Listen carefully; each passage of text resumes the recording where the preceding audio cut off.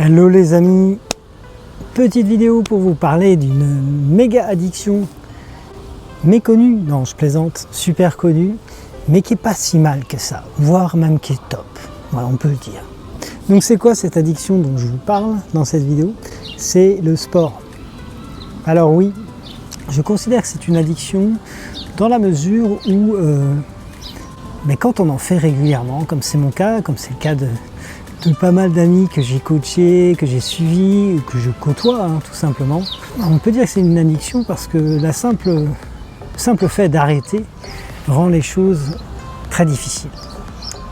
Et donc il y a une sorte de petite dépression qui se produit quand on arrête le sport tout simplement. Pour ma part, j'aime bien parler de ça parce que en ce moment j'ai dû arrêter la course à pied pour des raisons de santé. Et c'est pas facile. Alors, on pourrait se dire, ouais, c'est une addiction, c'est problématique. Mais en fait, pas tant que ça. Pourquoi? Parce qu'on peut difficilement se débarrasser d'une addiction. Mais rappelez-vous, j'en ai parlé dans cette vidéo-là, le changement des habitudes. Mais ça peut être très chouette de remplacer une habitude par une autre. Et alors, c'est encore plus simple, alors vraiment, tout simple, de remplacer une addiction par une autre. Surtout, alors là c'est ça où ça surprend, si elles sont antinomiques. Je m'explique. Vous prenez quelqu'un qui a un passif de musicien alcoolique fumeur et vous le transformez en triathlète ou en coureur de fond.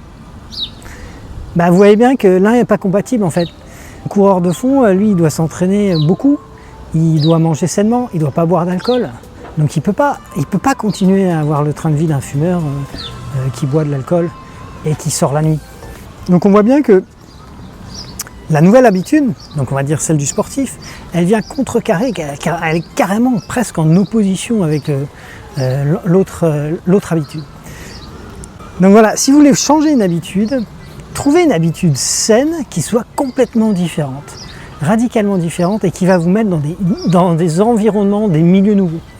Il est évident que si vous fréquentez des milieux de la nuit, des milieux où il y a beaucoup d'alcool, etc., de fêtes, de clubbers, ça ne va pas vous inviter à faire du sport d'endurance.